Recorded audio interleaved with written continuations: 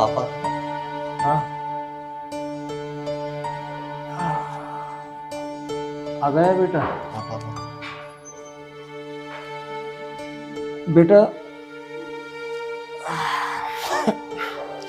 तू जा अभी दुकान पर, अभी वक्त लगेगा मेरा नंबर आने में।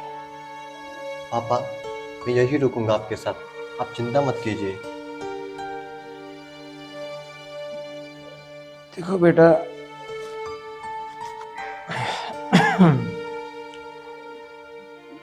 देखो बेटा,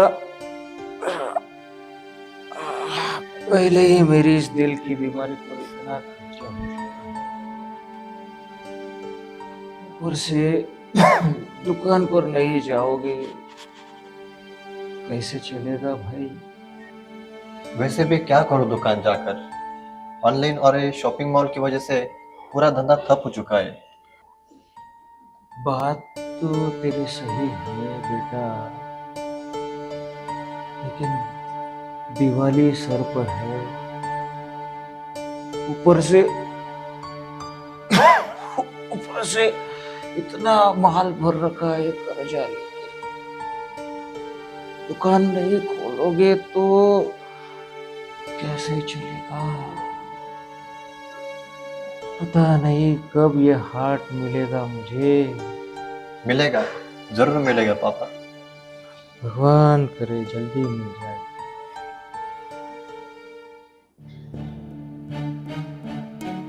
हेलो। हेलो। सोनू के पापा कैसे हो? मैं ठीक हूँ।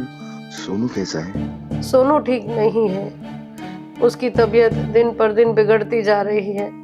डॉक्टर अंकुश का कहना है कि किडनी ट्रांसप्लांट के सिवा दूसरा कोई रास्ता नहीं है। पिछले 4 सालों से सोनू हर हफ्ते के 2 बार के डायलिसिस से परेशान हो चुका है। और अपनी बदकिस्मती तो देखो सोनू के पापा, आपकी, मेरी या कार्तिक की किसी की भी किडनी मैच नहीं हो रही है, और ऊपर से दवाइयों के दाम बढ़ते ही जा रहे हैं। सही बात है। डर मत, ऊपर वाला कोई ना कोई जरूर रास्ता निकालेगा। सोनू के लिए हर महीने 8 से 10 लीव विदाउट पे हो रही है, सही और बात है। हर महीने की सैलरी भी कम आ रही है। कांची, मैंने एक ओवर टाइम की नौकरी भी ज्वाइन कर ली है। रोज रात को 4 घंटे एक्स्ट्रा काम कर रहा हूँ।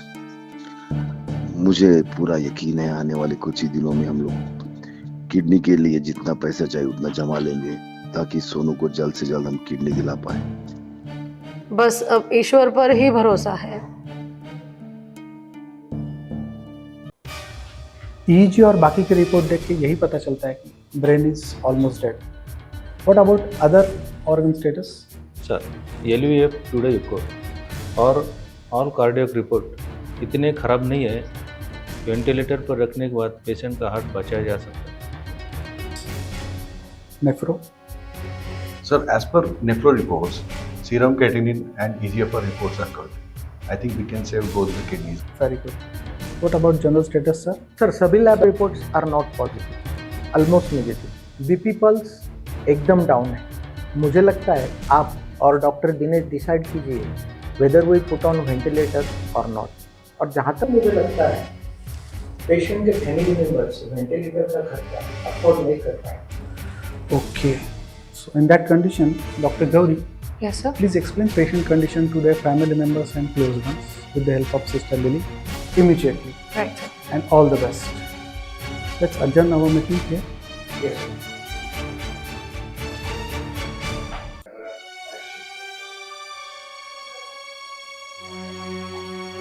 आनंद, आप सभी को लेकर डॉक्टर टोबी के केबिन में।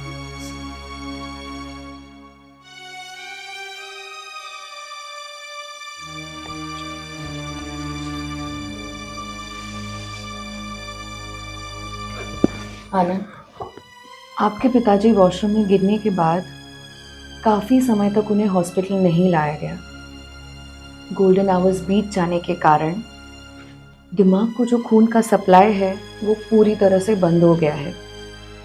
शरीर के बाकी अंग कुछ ही घंटों में काम करना पूरी तरह से बंद कर देंगे। इस कंडीशन को हम मेडिकल टर्म में ब्रेन डेड कहते हैं। अगर शरीर के बाकी अंग हमें बचाने हैं तो उन्हें वेंटिलेटर पर रखने के सिवाय और दूसरा कोई भी चारा नहीं है। कुछ तो होगा, कुछ दवा, कुछ ऑपरेशन, कुछ तो होगा कि मतलब जिससे मैं एक उम्मीद रख पाऊँ कि पापा। नहीं आनंद, अभी कोई भी दवा या डॉक्टर आपके पिताजी को नहीं बचा पाएगी। किसी भी हॉस्पिटल में आप जाएंगे तो यही लाइन ऑफ ट्रीटमेंट होगी। मैडम, डॉक्टर तो भगवान का दूसरा रूप होते हैं। आप प्लीज आनंद के पिताजी को बचा लीजिए। मारी, संभालिए अपने आप को। हम आनंद के पिताजी को वेंटिलेटर पे रखेंगे ना, ताकि आने वाले 72 घंटों में शायद कोई चमत्कार हो जाए। बट वेंटिलेटर पे तो उन्हें रखते जिनकी आखिरी सांसें चल रही होती। और मैंने तो ये भी सुना है कि पेशेंट के घर वालों का पूरा पैसा खत्म होने तक उन्हें तब तक रखते हैं। मतलब यहाँ पैसा खत्म और पेशेंट। नहीं आनंद, ऐसी बात नहीं है। जब तक पेशेंट के रिश्तेदार हमें कहते नहीं हैं कि पेशेंट को वेंटिलेटर पर रखिए, तब तक कोई भी डॉक्टर या हॉस्पिटल पेशेंट को वेंटिलेटर पे नहीं रख सकता। ठीक है डॉक्टर।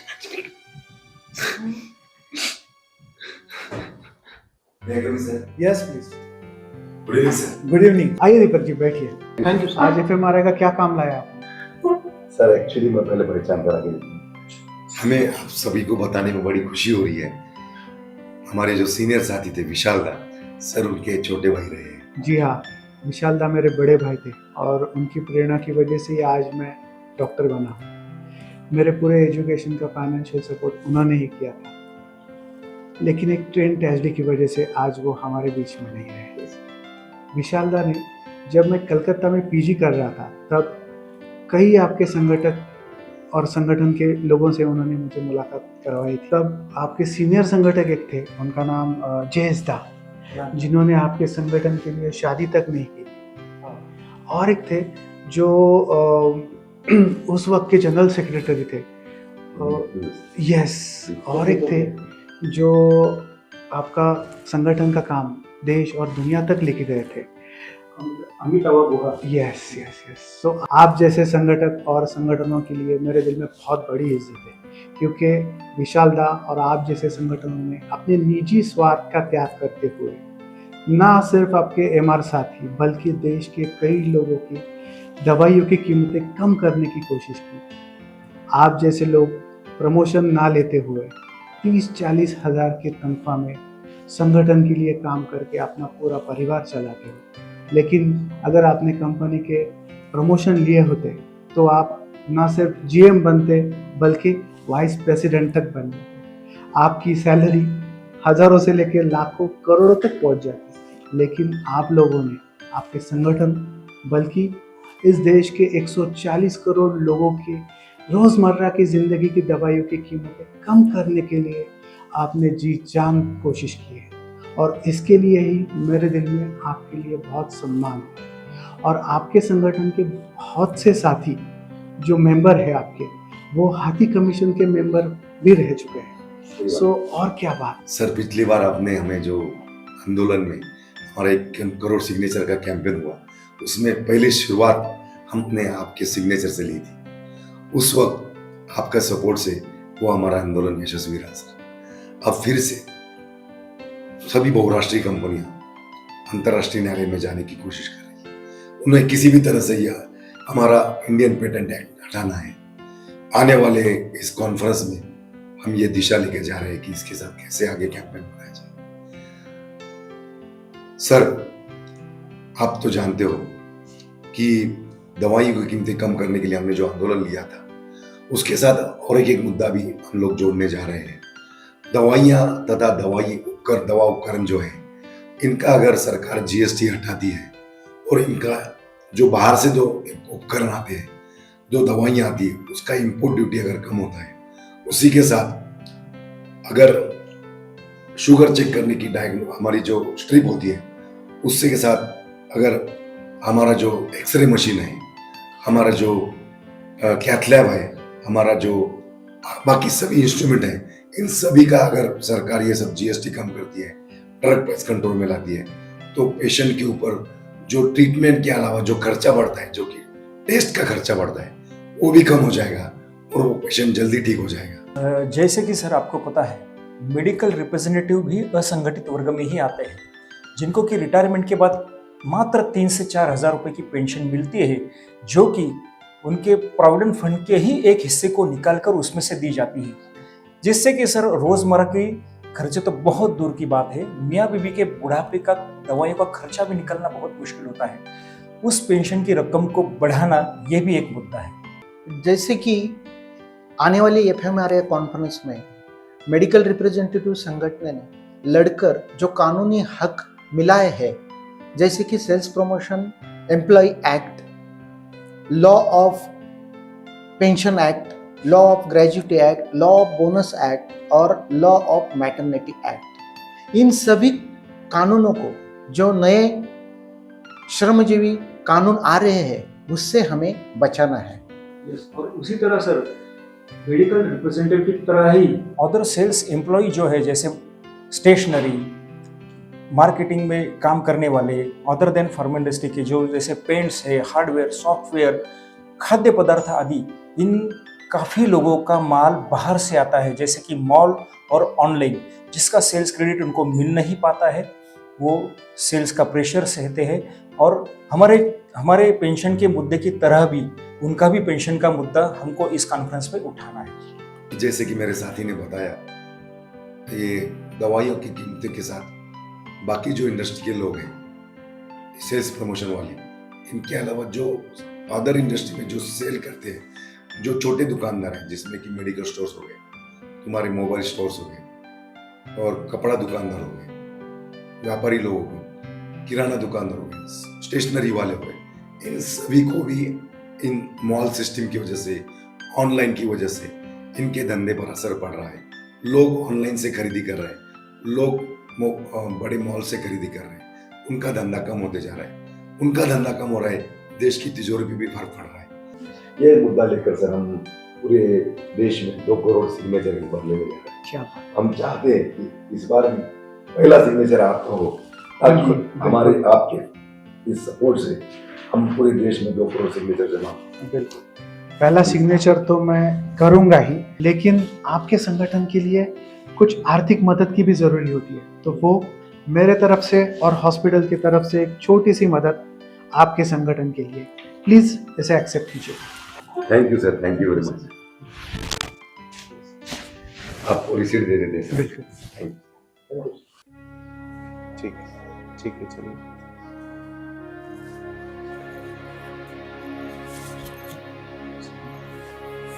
बेटा, तुम्हारे पिताजी का मालूम पड़ा कि पिताजी का ब्रेन डेड का बात सुनकर मुझे बड़ा दुख हुआ।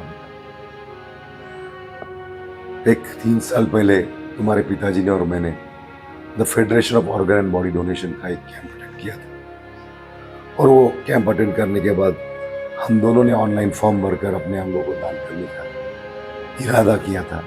बेटा, तुमको याद है तुम्हारे पिताजी कहा करते थे कि उनके जाने के बाद उनके बॉडी के अंगों का दान करना है?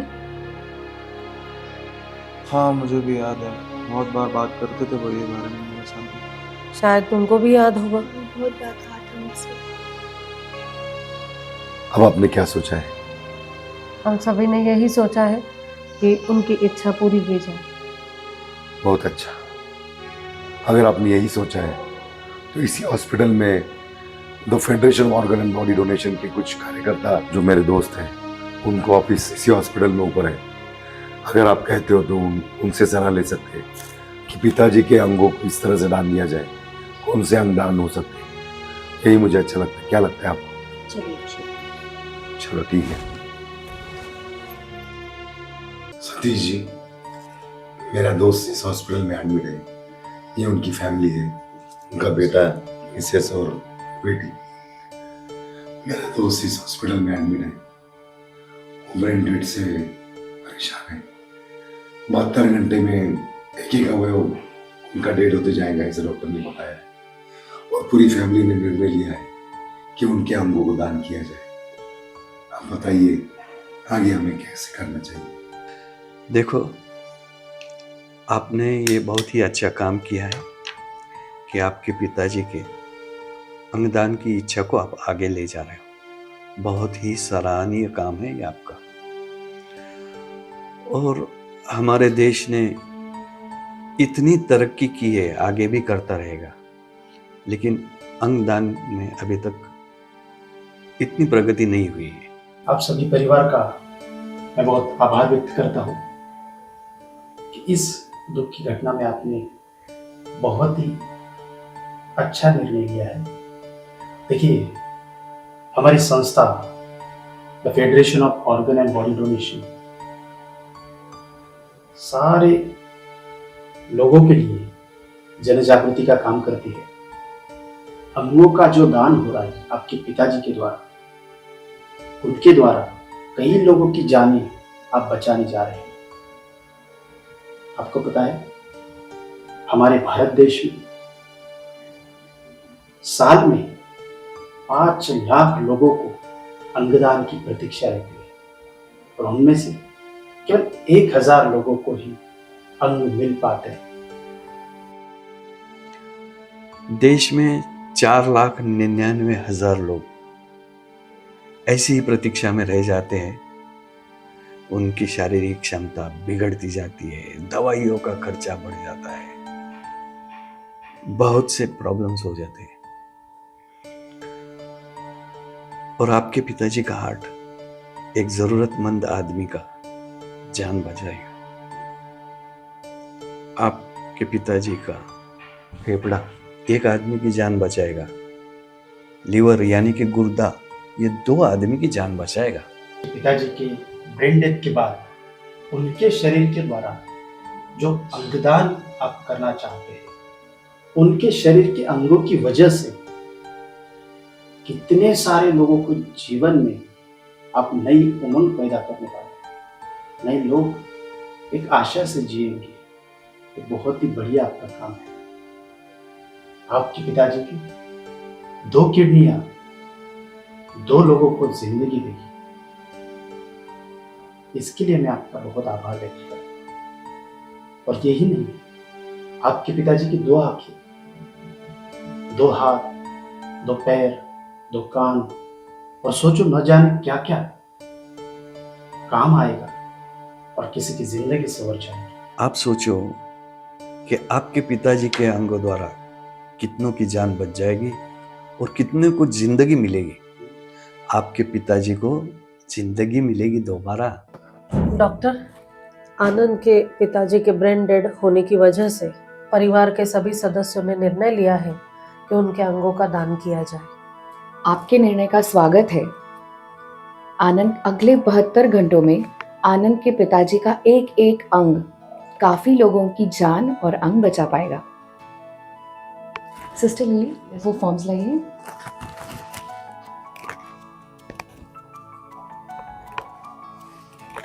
आनंद, ये कुछ फॉर्म्स हैं।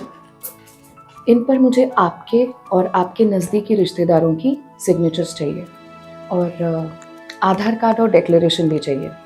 मेरे जो चाचा है वो फॉरेन में रहता है, तो अगर उनका कुछ भी यहाँ पे नीड रिक्वायरमेंट कुछ भी लगा, ज़रूरत पड़ी, तो वो हेल्प कर सकते हैं इस बारे में।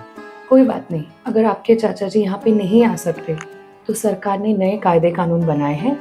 जो दूर है वो ईमेल से ही डिक्लेरेशन भेज सकते हैं।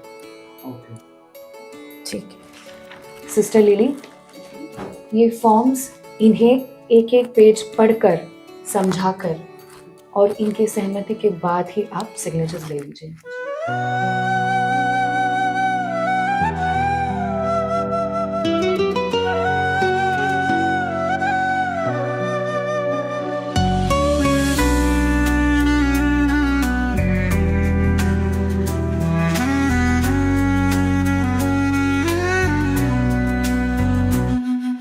जिंदगी मिलेगी फिर से दोबारा,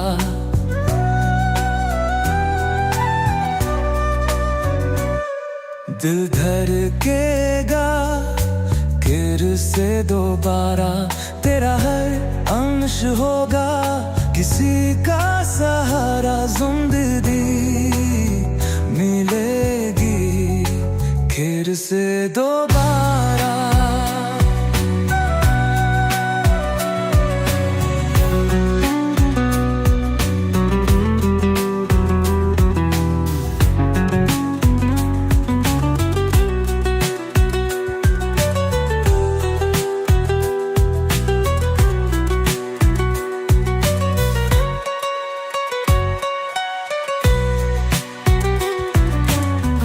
कभी किसी की नसों में बहना, कभी किसी के सांसों में रहना, तेरा हर अंश होगा किसी का सहारा। जिंदगी मिलेगी फिर से दोबारा, जो तूने किसी के चेहरे पे खुशियां लुटाएगा, तेरा हर अंश होगा किसी का सहारा। जिंदगी मिलेगी फिर से दोबारा।